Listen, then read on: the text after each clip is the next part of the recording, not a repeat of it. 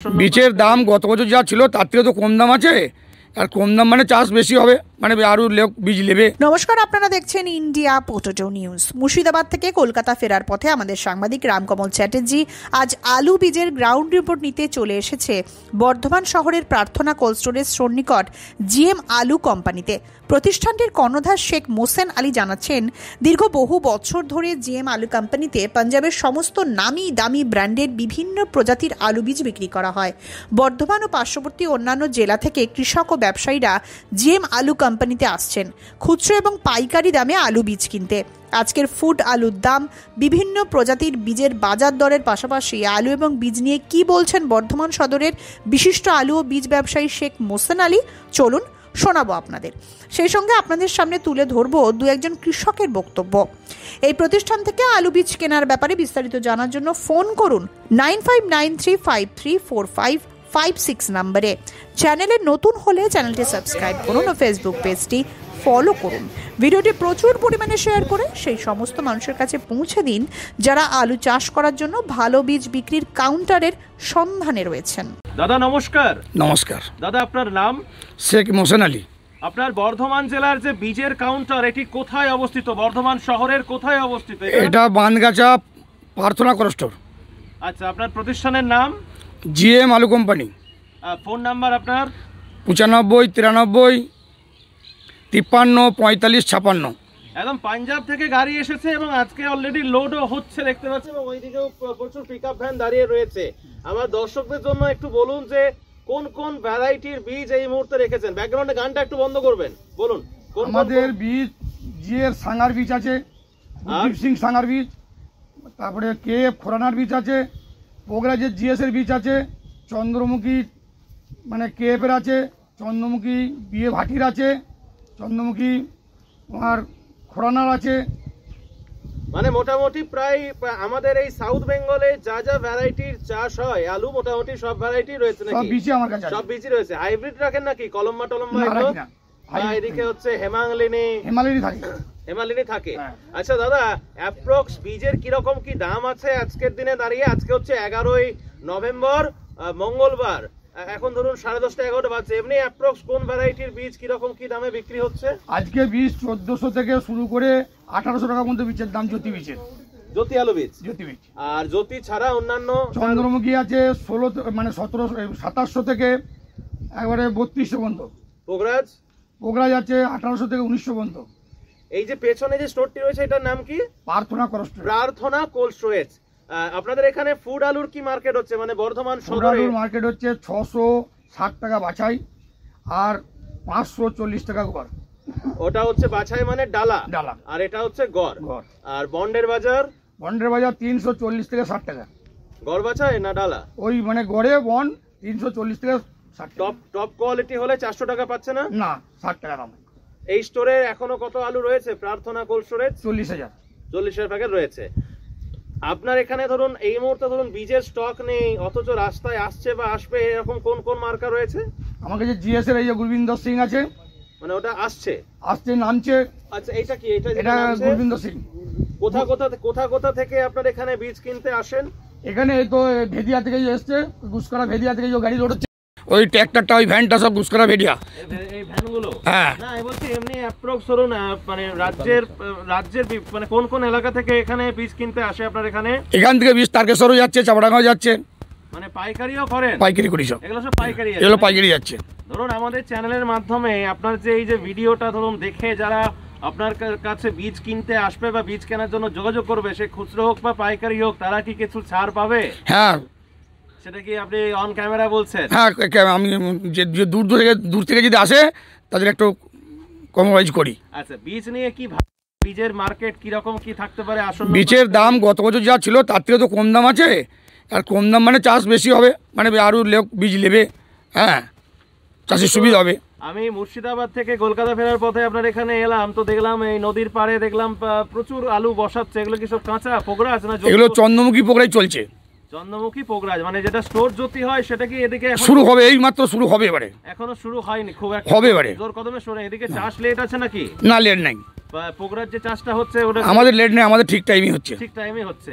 আর food আলুর market নিয়ে কি ভাবছেন দাদা? ফুড আলুর দাম কি আর বৃদ্ধির কি জায়গা নেই? কি ফুড আলুর যা দাম আছে হয়তো আর 10-20 টাকা কমতে পারে, বাকি কমবে না। বাজার হয়তো লাস্ট পর্যন্ত ভালো হতে পারে। ভালো হতে পারে মানে কি রকম ভালো হতে পারে একটু যদি বলেন। 100 টাকা হয়তো আরও দাম বাড়তে পারে, সেই জায়গাটা রয়েছে। সেরকম পজিশন রয়েছে। মানুষ ধৈর্য রাখতে পারছে না, কম দামে বেঁচে দিচ্ছে, প্রতি বছর লস খাচ্ছে বলে আটকে রাখতে পারছে না, ধৈর্য নাই। এই যে স্টোর প্রার্থনা কোল্ড স্টোরে যেটাতে আলু 40,000 রয়েছে, আজকে কত নিকাশি আছে মোটামুটি? 1000 প্যাকেটের মতো। আমাকে একটা জিনিস একটু একটু কৃষকদের সাথে বলে দিন না, মানে আজকে এই গাড়িটা হচ্ছে আছেন দাদা, একটু এগিয়ে আসুন। নমস্কার। মাইকটা নেন, মাইকটা নেন। আপনি দাদা নামটা যদি বলেন। মনিরুল। কোথা থেকে আসছেন? ভেদিয়া। ভেদিয়া ঘুষকরা। হ্যাঁ। এই দাদার কাছে বীজ নিতে আসার কারণ কি এখানেই নেওয়া হয় না মানে এই বছরই ফার্স্ট নিচ্ছেন? না, এখান থেকেই নেওয়া হয়। আপনি কি কৃষক না ব্যবসায়ী? না, কৃষক। কৃষক। এই এতগুলো বীজ কি মানে কি সব মানে পাড়ার থেকে মিলে সব একসাথে? হ্যাঁ, একসঙ্গে। ক প্যাকেট আছে এটা? এটা 120। 120 প্যাকেট। এটা কি জ্যোতি? জ্যোতি। জ্যোতি। আপনার এলাকায় চাষ শুরু হয়েছে এখন? হ্যাঁ, চলছে। বসেছে, আলু বসাচ্ছে। বসছে। ওদিকে পোগরা চাষটা খুব একটা হয় না? না, কমই হয়। পোগরা চাষ হয়, কম হয়। ঘুষকরাতে যেটা কাঁচা, যে বাঁকুড়া টাকুড়া মেদিনীপুর বা উত্তরবঙ্গে যে কাঁচা যে পোগরাসটা হয়, যেটা ফুডে বেরিয়ে যায়, ওই পোগরার চাষটা মনে খুব একটা হয় না। আমাদের একটু কম হয়, তুলনামূলক কম হয়। স্টোরের আলু আছে নাকি না বেচে দিয়েছেন? না, বেচে দিয়েছি। বেচে দিয়েছেন। আচ্ছা দাদা, আরেকবার দাদা এদিকে।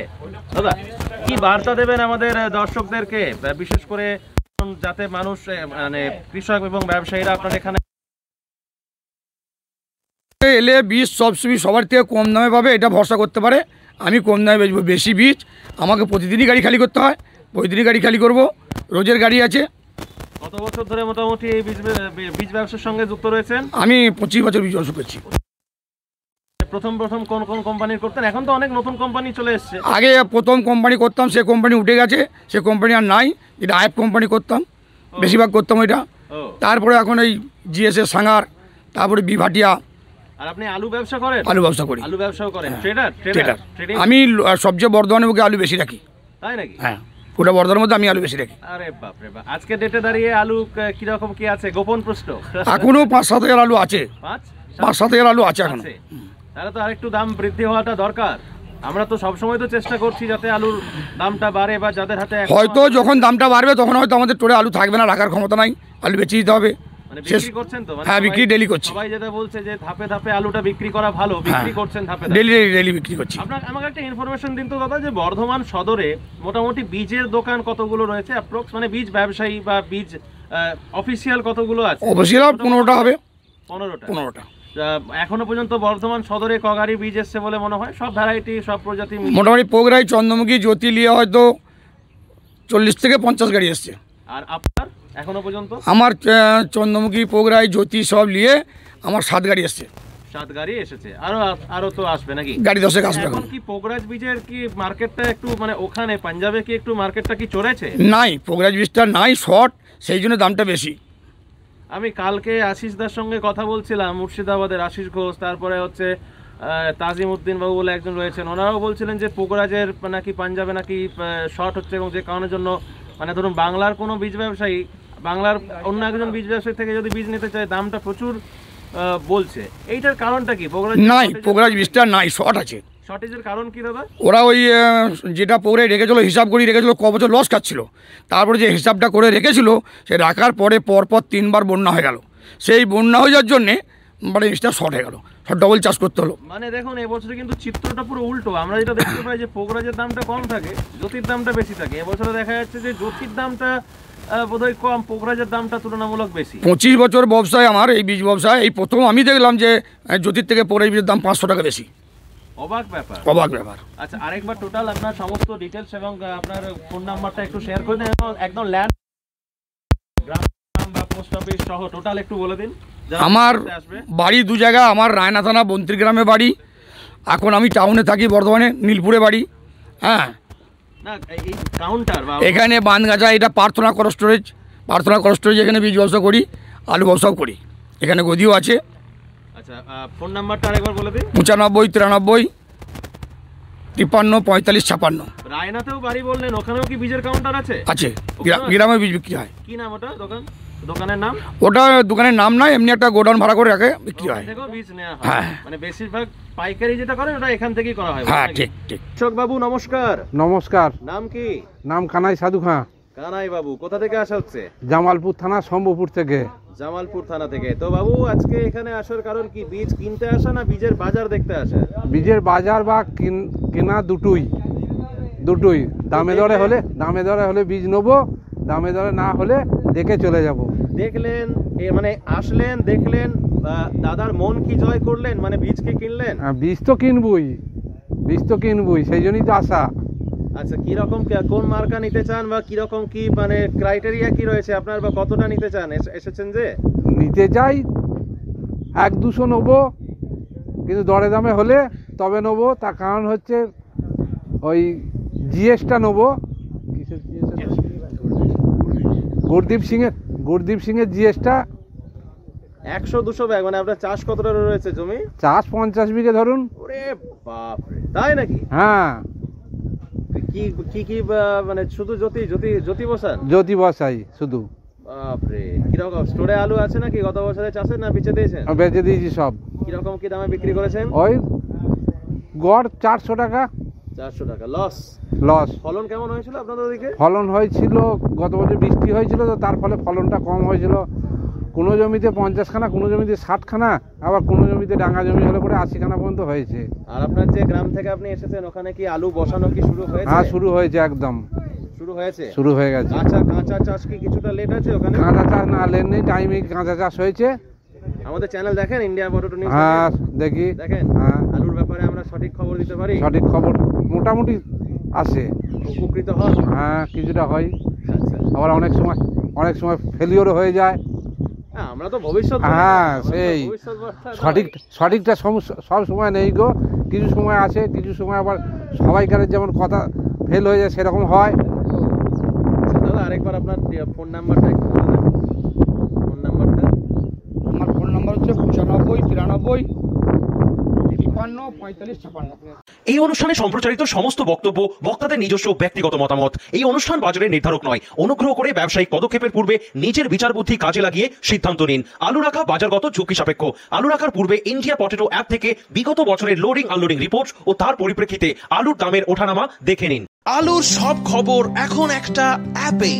আলুর প্রাত্যহিক বাজার দর, আলুর সর্বভারতীয় বাজার দর, আলুর সকালের বাজার দর, লোডিং আনলোডিং রিপোর্ট, বিগত 10 বছরের আলুর তথ্য, সারা ভারতবর্ষের 20,000 আলু চাষী ও ব্যবসায়ীদের তথ্য এখন আপনার হাতের মুঠোয়। প্লে স্টোর থেকে আজই ডাউনলোড করুন India potato market rate app.